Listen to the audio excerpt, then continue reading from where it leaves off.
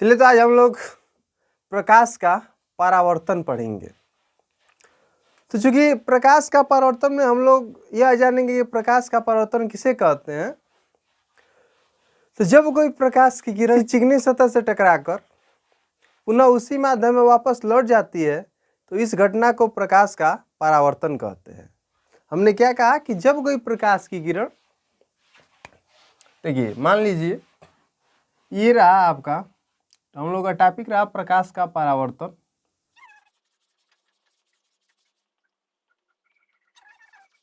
प्रकाश का परावर्तन, इसको इंग्लिश में हम लोग क्या कहते हैं, तो रिफ्लेक्शन ऑफ लाइट।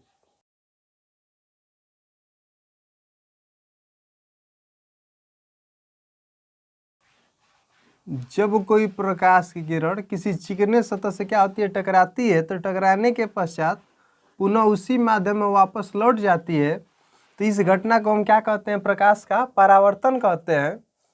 अब देखिए ये इस जो आने वाली किरण को हम क्या कहते हैं, आपतित किरण कहते हैं। आपतित किरण।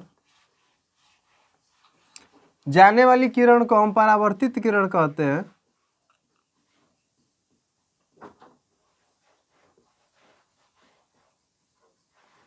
और इस सतह पर एक लंबवत होता है जिसको हम लोग अभिलंब कहते हैं।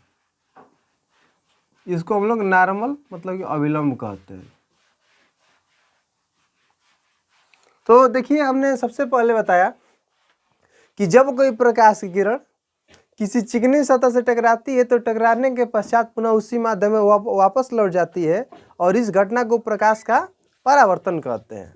तो ये जो प्रकाश का परावर्तन होता है ये भी दो प्रकार का होता है। एक को नियमित परावर्तन कहते हैं और एक को हम क्या कहते हैं, अनियमित परावर्तन कहते हैं। हालांकि हम लोग केवल नियमित परावर्तन के बारे में ही पढ़ेंगे, अनियमित परावर्तन के बारे में नहीं पढ़ेंगे।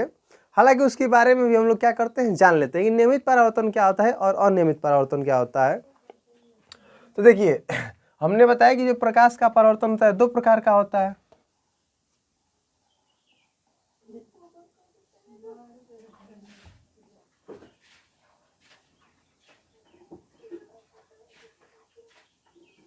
प्रकाश का परावर्तन कितने प्रकार का होता है, दो प्रकार का होता है। एक को नियमित परावर्तन कहते हैं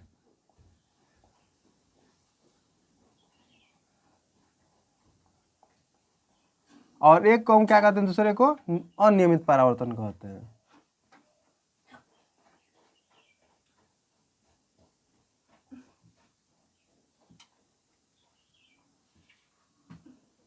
अब देखिए नियमित परावर्तन किसे कहते हैं और अनियमित परावर्तन किसे कहते हैं। तो देखिए यदि आपका जो सतह है वो बिल्कुल चिकना हो,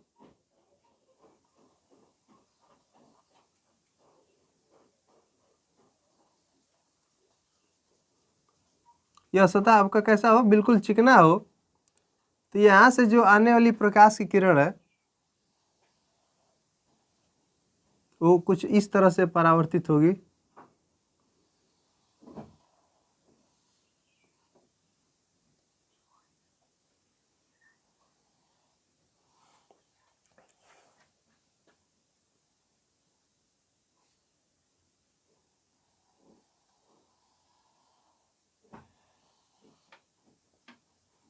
और अनियमित परावर्तन में क्या होता है कि जो आपका सतह होता है वो खुरदरा होता है, मतलब कुछ ऐसे होता है। तो इससे आने वाली प्रकाश की किरणें देखिए कुछ ऐसे ऐसे आएगी तो ये ऐसे निकल जाएगी, ऐसे आएगी तो ऐसे निकल जाएगी, और ऐसे आएगी तो सीधा ऐसे निकल जाएगी। तो इस प्रकार से जो परावर्तन होता है किरणों, प्रकाश किरणों का, उसको हम क्या कहते हैं, अनियमित परावर्तन कहते हैं। देखिए ये जो उदाहरण है आपका नियमित परावर्तन का है,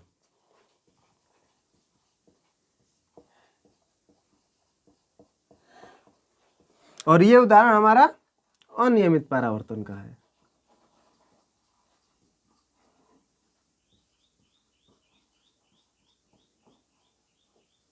देखिए तो हमने बताया कि जब सतह आपकी कैसी होगी, बिल्कुल चिकनी होगी, तो इस प्रकार इसमें जो परावर्तन होगा है कि देखिए निश्चित तरीके से हो रहा है ना, एकदम रेगुलर हो रहा है। तो हम कहेंगे कि जब कोई प्रकाश किरण चिकनी सतह से पड़ती है तो उसमें जो परावर्तन होता है उसको नियमित परावर्तन कहते हैं। और जब कोई प्रकाश किरणें रफ मतलब कि खुरदरे सतह पर पड़ती है, टकराती है, तो उससे जो परावर्तन होता है वो आपका अनियमित परावर्तन होता है। तो चूंकि चलिए अनियमित परावर्तन के बारे में हम लोग केवल जान गए, हालांकि हमें पढ़ना कि इसके बारे में केवल नियमित परावर्तन के बारे में पढ़ना है। इसको रेगुलर रिफ्लेक्शन और इसको इरेगुलर रिफ्लेक्शन कहते हैं। तो अब देखिए, चूंकि हम लोग अभी प्रकाश का परावर्तन पढ़ रहे थे, तो प्रकाश का परावर्तन किसे कहते हैं? तो जब कोई प्रकाश की किरण किसी चिकनी सतह से टकराती है तो टकराने के पश्चात पुनः उसी माध्यम में वापस लौट जाती है, और इस घटना को क्या कहते हैं? प्रकाश का परावर्तन कहते हैं। और आने वाली किरण को हम क्या कहते हैं? आपतित किरण कहते हैं। टकरा कर जाने वाली प्रकाश की किरण को परावर्तित किरण कहते हैं। इस सतह पर जो होता है लंबवत, उसको हम क्या कहते हैं? अभिलंब कहते हैं। और आप लोग थोड़ा सा जानिए कि आप अभिलंब और आपतित किरण के बीच बने कोण को हम लोग आपतन कोण कहते हैं। इसको हम क्या करते हैं? कोण आई से प्रदर्शित करते हैं। और अभिलंब और परावर्तित किरण के बीच बने कोण को हम क्या कहते हैं? परावर्तन कोण कहते हैं। इसको कोण आर से क्या करते हैं? प्रदर्शित करते हैं। अब देखिए इसके दो नियम होते हैं, परावर्तन के भी दो नियम होते हैं। देखिए ये दो नियम क्या कहते हैं? परावर्तन के दो नियम।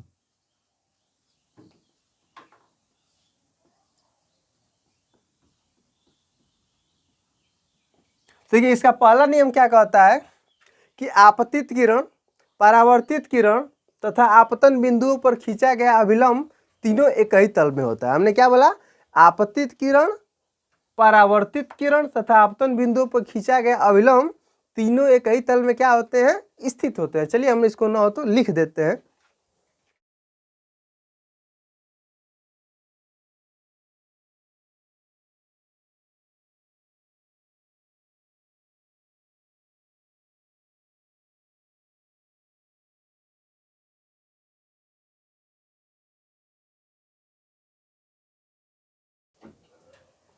देखिए दूसरा नियम अब क्या कहता है कि आपतन कोण परावर्तन कोण के क्या होते हैं? बराबर होते हैं। मतलब कि कोण आई बराबर कोण आर। आपतन कोण को कोण आई से प्रदर्शित करते हैं और परावर्तन कोण को कोण आर से क्या करते हैं? प्रदर्शित करते हैं। तो देखिए इसको कोण आई कहेंगे, इसको हम लोग कोण आर कहेंगे। तो यहाँ पर लिखेंगे दूसरा नियम में कि आपतन कोण परावर्तन कोण क्या होता है? बराबर होता है।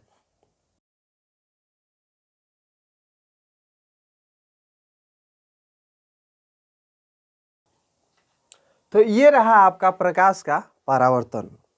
हमने सबसे पहले बताया कि जब कोई प्रकाश किरण किसी चिकनी सतह से टकराती है तो टकराने के पश्चात पुनः उसी माध्यम में वापस लौट जाती है, और इस घटना को हम इस फिजिक्स में, इस दुनिया में प्रकाश के परावर्तन के नाम से जानते हैं। उसके बाद हमने बताया कि प्रकाश के परावर्तन भी there are two types of reflection, मतलब कि प्रकाश के परावर्तन के दो प्रकार होते हैं।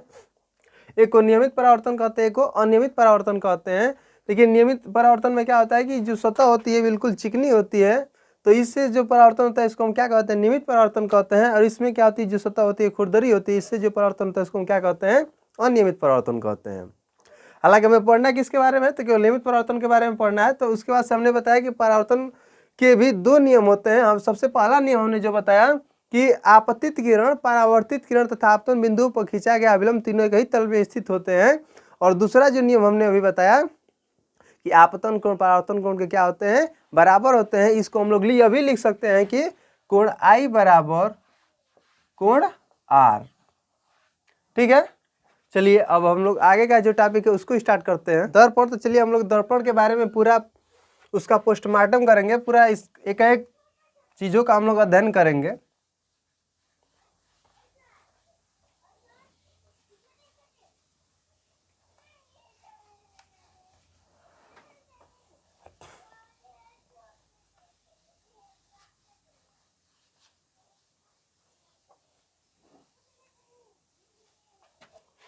दर्पण,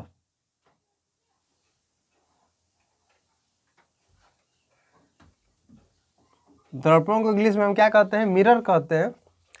तो सबसे पहले हम लोग दर्पण के बारे में जानेंगे कि दर्पण क्या होता है, दर्पण किसे कहते हैं। तो कांच के किसी एक पृष्ठ को कलई करके यदि उसका दूसरा पृष्ठ क्या बना दिया जाए, परावर्तक पृष्ठ बना दिया जाए, तो इसे ही हम क्या कहते हैं, दर्पण कहते हैं। दर्पण, there are two types of mirror, मतलब कि दर्पण के दो प्रकार होते हैं। एक को हम क्या कहते हैं, समतल दर्पण, और दूसरे को गोलीय दर्पण कहते हैं। चलिए देखिए, दर्पण कितने प्रकार के होते हैं, दो प्रकार के होते हैं। एक को हम क्या कहते हैं, प्लेन मिरर, मतलब कि समतल दर्पण, समतल दर्पण। दूसरे को हम क्या कहते हैं, गोलीय दर्पण, स्फेरिकल मिरर।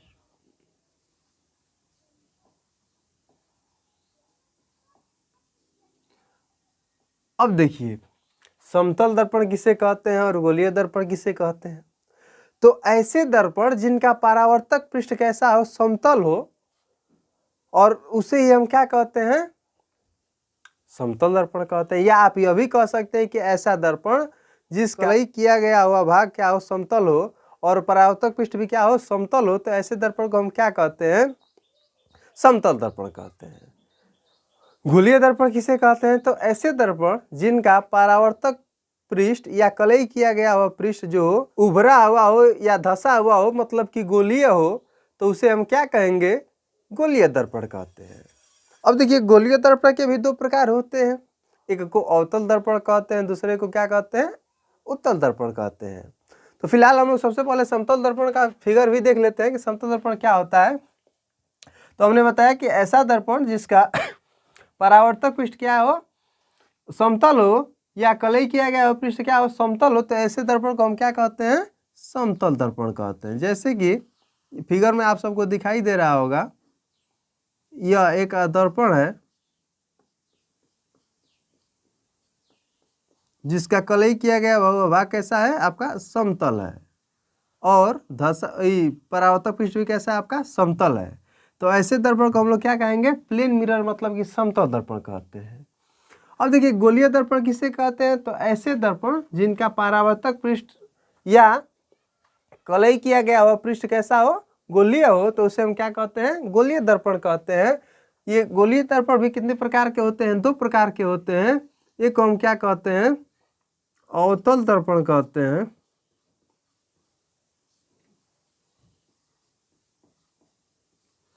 और दूसरे वाले को क्या कहते हैं, उत्तल दर्पण कहते हैं।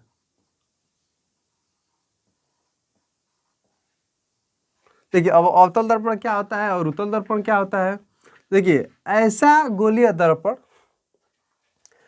जिसका उभरा हुआ भाग कलई किया गया हो और धसे हुए भाग से प्रकाश का परावर्तन होता हो, उसको हम अवतल दर्पण कहते हैं। जैसे यह आपका अवतल दर्पण,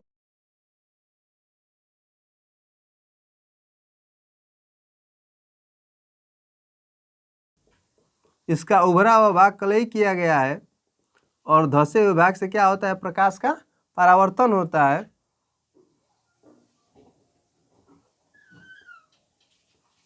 तो इससे दर्पण को हम क्या कहते हैं, अवतल दर्पण कहते हैं। अब हम लोग जानेंगे कि उत्तल दर्पण किसे कहते हैं। तो ऐसे गोलीय दर्पण जिनका धसा हुआ भाग कलई किया गया होता है और उभरे हुए भाग से क्या होता है, प्रकाश का परावर्तन होता हो, उसे हम क्या कहते हैं, और उत्तल दर्पण कहते हैं। तो इसका फिगर भी देख लीजिए।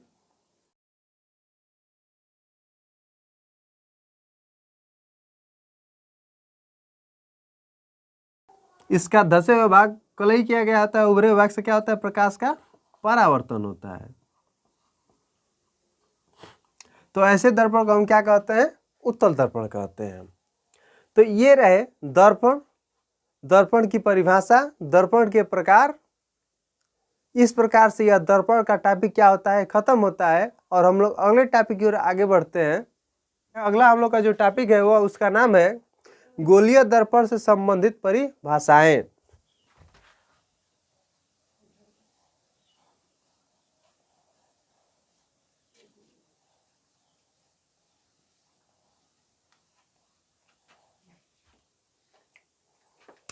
गोलीय दर्पण से संबंधित परिभाषाएं।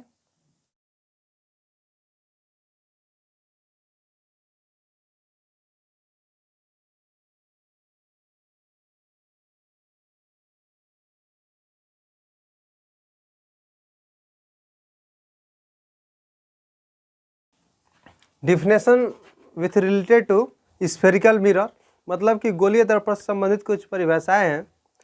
तो सबसे पहले हम लोग गोलीय दर्पण बना लेते हैं, उसका हर एक पार्ट के बारे में हम लोग जानेंगे, मतलब कि उसका पोस्टमार्टम बहुत बढ़िया तरीके से करेंगे। तो जैसे यूँ समझिए कि यह आपका एक गोला है और समझिए कि दो गोले हैं, एक ये आपका गोला है। इनका से दोनों गोलों का सेंटर तो होगा ना, मतलब कि इनका केंद्र तो होगा ही। चलिए इनका केंद्र भी हम क्या करते हैं, बना देते हैं।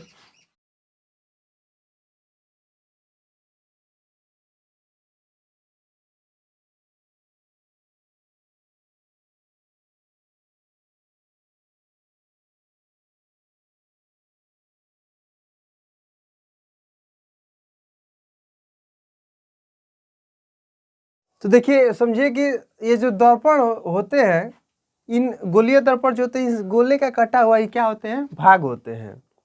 समझिए कि यदि इसका हम इतना कटा हुआ भाग ले लें, तो यदि इसके बाहरी भाग को हम क्या कर दें, यहाँ से कलाई कर दें, बाहरी पृष्ठ को यदि हम कलाई कर देते हैं, तो ये बताइए कौन सा दर्पण बन जाएगा, अवतल दर्पण बन जाएगा। ये जो अवतल दर्पण होता है, मतलब कि ये जो कटा हुआ भाग होता है ना, परावर्तक जो पृष्ठ हो गया यहाँ पे, इसका मध्य बिंदु, इसका क्या कहलाता है, इसका जो मध्य बिंदु होता है, परावर्तक पृष्ठ के मध्य बिंदु को ही हम क्या कहते हैं, दर्पण का ध्रुव कहते हैं, पोल ऑफ मिरर। तो चलिए हम लोग सबसे पहला जो हम लोग का बिंदु है, पॉइंट है, गोलीय दर्पण संबंधित परिभाषा है। इसमें सबसे पहला जो पॉइंट है, दर्पण का ध्रुव। दर्पण का ध्रुव को इसको इंग्लिश में क्या कहेंगे हम, पोल ऑफ मिरर। तो दर्पण का ध्रुव क्या होता है, तो परावर्तक पृष्ठ के मध्य बिंदु को ही हम क्या कहते हैं, दर्पण का ध्रुव कहते हैं। इसको P से क्या करते हैं, प्रदर्शित करते हैं। यदि यह जो है आपका, इसका यदि यहाँ से हम कटा हुआ भाग ले लें, यूँ समझिए कि यहाँ से इसका कटा हुआ भाग ले ले, इसका एक कटा हुआ भाग यहाँ से पोर्शन ले लेते हैं, और यदि इसके धसे हुए भाग को हम क्या कर देते हैं, कलाई कर देते हैं, तो समझिए कि यह एक आपका कौन सा दर्पण बन जाता है, उत्तल दर्पण बन जाता है। यहाँ पे आपका ये आपका उत्तल दर्पण बन जाता है, और ये आपका कौन सा दर्पण बन जाता है, आपका अवतल दर्पण बन जाता है। अवतल दर्पण को इंग्लिश में हम क्या कहते हैं, कनकेव मिरर है। इसको उत्तल दर्पण को हम कन्वेक्स मिरर कहते हैं। देखिए यहाँ पे ये भी जो है आपका कटा हुआ भाग, जो इसके भाग को हम यदि कलाई कर दिए, तो ये कौन सा उत्तल दर्पण का कार्य करने लगा। तो देखिए इस कटे हुए भाग के जो गोला का कटा हुआ भाग है, इसका जो मध्य बिंदु होता है, यहाँ भी यह क्या कहलाएगा, आपका ध्रुव कहा जाएगा। दर्पण का क्या कहा जाएगा, ध्रुव कहा जाएगा। तो यदि कोई पूछे कि दर्पण के ध्रुव को आप परिभाषित कीजिए, तो आप लोग कहेंगे कि दर्पण के, गोलीय दर्पण के मध्य बिंदु को ही हम क्या कहते हैं, दर्पण का ध्रुव कहते हैं। अब हम लोग का जो दूसरा पॉइंट आता है, इसमें वक्रता केंद्र आता है, मतलब कि सेंटर ऑफ कर्वेचर। ये तो आपका पहला पॉइंट रहा। दूसरा पॉइंट क्या आता है, वक्रता केंद्र। वक्रता केंद्र इंग्लिश में क्या कहते हैं, सेंटर ऑफ कर्वेचर कहते हैं। अब देखिए दूसरा टॉपिक हम लोग का वक्रता केंद्र, जिसको हम इंग्लिश में क्या कहते हैं, सेंटर ऑफ कर्वेचर कहते हैं। अब देखिए इसको हम क्या कहेंगे, तो देखिए गोलीय दर्पण जिस खोखले गोले का कटा हुआ भाग होता है, देखिए अभी आपका गोला है ना, खोखला गोला, तो इसका यह भी कटा हुआ भाग है, इसका यह भी कटा हुआ भाग है। तो इस गोले का जो केंद्र होता है, मान लीजिए इसका यह केंद्र होगा, इसका भी यह एक केंद्र होगा, तो इसको हम क्या करते हैं, यहाँ पे C से दिखाए हैं, तो इसको हम क्या कहते हैं, वक्रता केंद्र कहते हैं। हम लोग वक्रता केंद्र को कैसे परिभाषित करेंगे, तो कहेंगे कि गोलीय दर्पण जिस खोखले गोले का कटा हुआ भाग होते हैं, उस गोले के केंद्र को ही हम क्या कहते हैं, इस गोलीय दर्पणों का क्या कहते हैं, वक्रता केंद्र कहते हैं। तो आप लोग अच्छे तरह से समझ गए होंगे कि वक्रता केंद्र क्या होता है। इसका वक्रता केंद्र क्या है, ये है, इसका वक्रता केंद्र क्या है, यह है। अब देखिए इसी क्रम में बढ़ते हैं, अगला जो हम लोग का पॉइंट आता है, वक्रता त्रिज्या, रेडियस ऑफ कर्वेचर।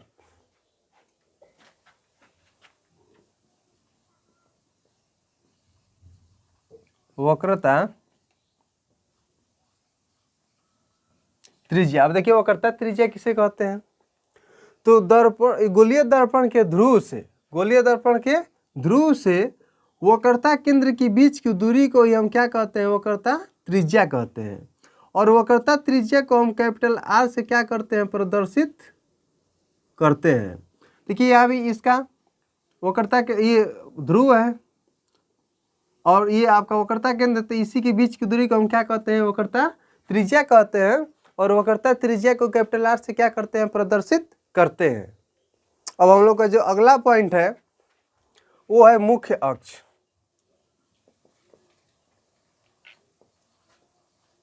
मुख्य अक्ष जिसको हम इंग्लिश में प्रिंसिपल एक्सिस कहते हैं। अब देखिए मुख्य अक्ष क्या होता है? तो वक्रता केंद्र, दर्पण के वक्रता केंद्र और ध्रुव को मिलाने वाली रेखा को ही हम क्या कहते हैं? मुख्य अक्ष कहते हैं। आप लोग समझ गए होंगे कि हम क्या समझाना चाह रहे हैं। हम यही बताना चाह रहे हैं आप सबको कि ध्रुव और वक्रता केंद्र को मिलाने वाली रेखा को ही हम क्या कहते हैं? मुख्य अक्ष कहते हैं। अब देखिए अगला पॉइंट जो हम लोग का होगा वो होगा अभिलंब, जिसको इंग्लिश में नॉर्मल कहते हैं। अब नॉर्मल क्या होता है ये समझिए। पांचवा अभिलंब आपका है। देखिए अब बहुत ही महत्वपूर्ण टॉपिक अभिलंब, बहुत बच्चों को ये समझ में नहीं आता है कि क्या होता है। देखिए इस गोलीय दर्पण के किसी बिंदु से, आपका चाहे अवतल दर्पण हो चाहे उत्तल दर्पण हो, इसके किसी बिंदु से इस पर, मतलब कि वक्रता केंद्र से जो मिलाने वाली रेखा इस पर होती है। देखिए यह हो चाहे आपका यह हो चाहे यह हो चाहे यहाँ पे यह हो, ये सब इस पर क्या होते हैं? हमेशा लंबवत होते हैं। इस पर क्या होते हैं? ये लंबवत होते हैं। इन्हीं को हम क्या कहते हैं? अभिलंब कहते हैं। आप लोग समझ गए होंगे हमने क्या बताया अभी, कि दर्पण के किसी भी बिंदु से, मतलब कि चाहे आपका उत्तल दर्पण हो चाहे आपका अवतल दर्पण हो, या इसके किसी भी बिंदु से वक्रता केंद्र को मिलाने वाली रेखा को ही हम क्या कहते हैं? अभिलंब कहते हैं। अब देखिए हम लोग का जो 6वां पॉइंट होगा वह होगा दर्पण का द्वारक। दर्पण का, तो हम लोग का जो अगला पॉइंट है दर्पण का द्वारक, इसको इंग्लिश में क्या कहते हैं? एपर्चर ऑफ मिरर कहते हैं। तो आइए समझिए कि अब यह क्या होता है? दर्पण का द्वारक क्या होता है? तो दर्पण के परावर्तक तल के व्यास को दर्पण का द्वारक कहते हैं। दर्पण के परावर्तक तल के व्यास को ही हम क्या कहते हैं? दर्पण का द्वारक कहते हैं। जैसे देखिए आपका यह परावर्तक तल है ना, तो देखिए यही आपका दर्पण का ही द्वारक कहा जाएगा। यहाँ से यहाँ तक ये क्या कहा जाएगा? आपका मान लीजिए कि आपका M1 M2 यह क्या कहा जाएगा? आपका दर्पण का द्वारक कहा जाएगा। N1 और N2 यहाँ पे क्या कहा जाएगा? आपका दर्पण का द्वारक कहा जाएगा। तो ये आप समझ गए होंगे कि दर्पण का द्वारक क्या होता है। अब देखिए हम लोग का जो अगला पॉइंट होगा, 7वां हम लोग का जो पॉइंट होगा यह होगा फोकस या मुख्य फोकस। फोकस या मुख्य फोकस। मुख्य फोकस को हम फोकस भी कहते हैं, इसमें कोई समस्या नहीं है। फोकस या प्रिंसिपल फोकस इसको इंग्लिश में आप कहेंगे। अब देखिए फोकस या मुख्य फोकस क्या होता है? तो देखिए जब कोई प्रकाश किरण मुख्य अक्ष के समांतर दर्पण पर, गोलीय दर्पण पर आपतित होती है, तो जिस परावर्तन के पश्चात जिस बिंदु पर मिलती है या मिलती हुई प्रतीत होती है, उसी बिंदु को हम क्या कहते हैं? दर्पण का फोकस या मुख्य फोकस कहते हैं। देखिए जैसे हमने अभी बताया कि फोकस या मुख्य फोकस क्या होता है, तो यूं समझिए कि यह आपका एक अवतल दर्पण है। यह आपका कौन सा दर्पण है? अवतल दर्पण है, जिसका बाहरी भाग क्या है? बाहरी पृष्ठ कलई किया गया है और धसे भाग से क्या होता है? प्रकाश का परावर्तन होता है। अब देखिए यह आपका ध्रुव हो जाएगा, यह आपका फोकस हो जाएगा, यह आपका वक्रता केंद्र हो जाएगा। तो देखिए यहाँ से जो भी प्रकाश किरणें मुख्य अक्ष के समांतर जाएंगी वह इस पॉइंट से होकर निकल जाती हैं। यहाँ से भी जो भी प्रकाश किरण ऐसे होकर जाएंगी वो मुख्य अक्ष पर एक बिंदु होता है, यहाँ से ऐसे होकर क्या होती है? निकल जाती हैं। मैंने जो भी प्रकाश किरण मुख्य अक्ष समांतर जाएंगी इसी बिंदु से होकर जाएंगी और इसी बिंदु को हम क्या कहते हैं, फोकस या मुख्य फोकस कहते हैं दर्पण का। ये तो रहा आपका, चूंकि अवतल दर्पण। उत्तल दर्पण में कैसे होता है, तो उत्तल दर्पण भी आप लोग खूब आराम से देख लीजिए। तो देखिए यह आपका रहा उत्तल दर्पण। उत्तल दर्पण को हम क्या करते हैं, धसे भाग को कलई कर देते हैं और उभरे भाग से क्या होता है, प्रकाश का परावर्तन होता है। अब देखिए यह रहा आपका मुख्य अक्ष, यह पोल, यह आपका फोकस हो जाएगा और यह आपका वक्रता केंद्र हो जाएगा। तो देखिए इसी को हम चूंकि फोकस या मुख्य फोकस कहेंगे। देखिए इसमें कैसे होता है, इसमें जब कोई प्रकाश किरण ऐसे होकर जाती है, मुख्य अक्ष से समांतर होकर, तो होकर दर्पण पर आपतित होती है,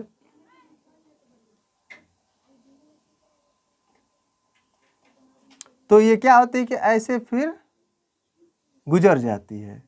लेकिन ऐसा प्रतीत होता है कि वह कहाँ से होकर आ रही है, इस पॉइंट से होकर आ रही है। ये भी देखिए जब इसके समांतर ऐसे पैरेलल होकर जाती है तो क्या होती है, ऐसे गुजर जाती है। ठीक, तो इसको ही हम क्या कहते हैं, चूंकि यहाँ पे देखिए ऐसा वास्तव में तो किरण सतह से ही लौट जा रही है, लेकिन ऐसा लग रहा है कि इस पॉइंट से होकर आ रही है और इसी पॉइंट को हम क्या कहते हैं, फोकस या मुख्य फोकस कहते हैं। तो हमने अभी बताया कि मुख्य फोकस या मुख्य फोकस क्या होता है। तो जब कोई प्रकाश की किरण मुख्य अक्ष के समांतर दर्पण पर आपतित होती है तो परावर्तन के पश्चात जिस बिंदु से होकर जाती है, जिस बिंदु से होकर जाती हुई प्रतीत होती है, उसी बिंदु को हम क्या कहते हैं, फोकस या मुख्य फोकस कहते हैं। अब देखिए हम लोग का जो अगला पॉइंट होगा,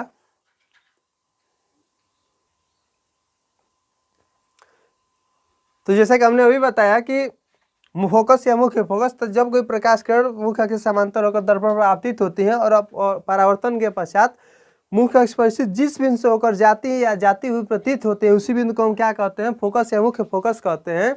और देखिए इसी क्रम में हम लोग अगला जो टॉपिक पढ़ेंगे उसका जो नाम है 8वां टॉपिक जो हम लोग का है, इसको हम क्या कहेंगे, चलिए इसको थोड़ा मिटा देते हैं। उसका नाम है फोकस दूरी, फोकल लेंथ। अब देखिए फोकस दूरी क्या होती है, तो फोकस दूरी दर्पण के ध्रुव और फोकस के बीच की दूरी को ही हम क्या कहते हैं, फोकस दूरी कहते हैं। जैसे देखिए 8वां जो टॉपिक था हम लोगों का, फोकस दूरी। अब देखिए फोकस दूरी क्या होता है, तो देखिए यूं समझिए कि ये आपका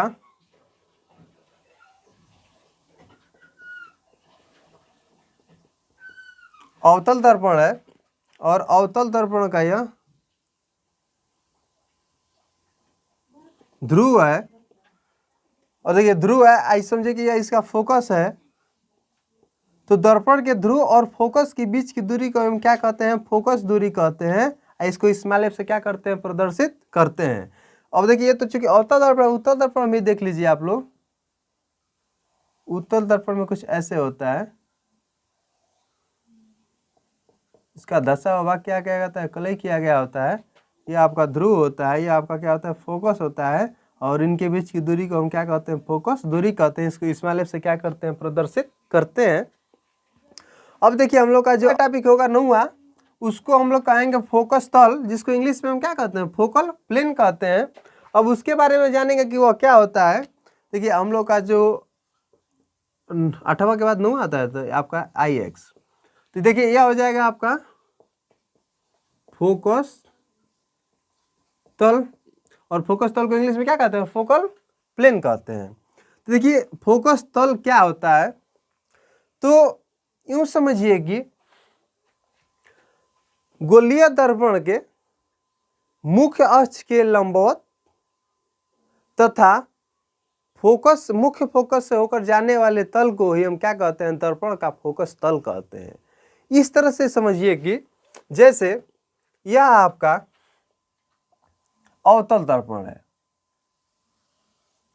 यह आपका गोलीय दर्पण में कौन सा दर्पण है, आपका अवतल दर्पण है। इस अवतल दर्पण को हम क्या करते हैं, उसके बाहरी पृष्ठ को कलई कर देते हैं और धसे भाग से प्रकाश का परावर्तन होता है, ये आपका ध्रुव हो जाता है, ये आपका फोकस हो जाता है।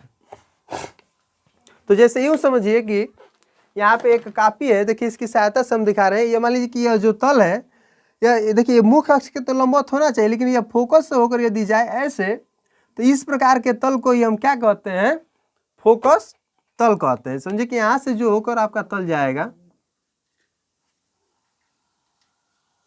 और कैसे वो भी जाने वाला तल क्या क्या होना चाहिए, लंबवत होना चाहिए। किसके लंबवत होना चाहिए, मुख्य अक्ष के लंबवत होना चाहिए। तो यहां से होकर जाने वाले तल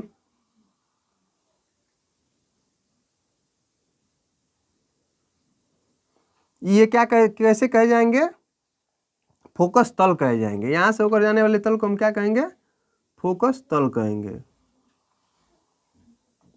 तो देखिए फोकस तल को समझने में बच्चों को थोड़ी समस्या होती है, लेकिन हमने इसको भी बहुत बेहतरीन तरीके से समझाने का प्रयास किया है। फोकस तल को आप लोग क्या कहेंगे, तो वह मतलब कि दर्पण के मुख्य अक्ष के लंबवत तथा फोकस से होकर जाने वाले तल को ही हम क्या कहते हैं, दर्पण का फोकस तल कहते हैं। देखिए इस तरह से दर्पण से संबंधित, गोलीय दर्पण से संबंधित जितनी भी परिभाषाएं थी लगभग वो खत्म हो चुकी है। मतलब कि हम लोग क्लास 10th के अनुसार इतना काफ़ी है, और 12वीं के अनुसार भी, क्योंकि देखिए आपका 10वीं में भी है और 12वीं में भी है, तो यह दोनों के लिए क्या है, महत्वपूर्ण है। तो इस तरह से ये जो परिभाषाएं थी लगभग क्या हो चुकी है, खत्म हो चुकी हैं। और हम लोग का जो अगला टॉपिक होगा, दर्पण के फोकस दूरी और वक्रता त्रिज्या में संबंध।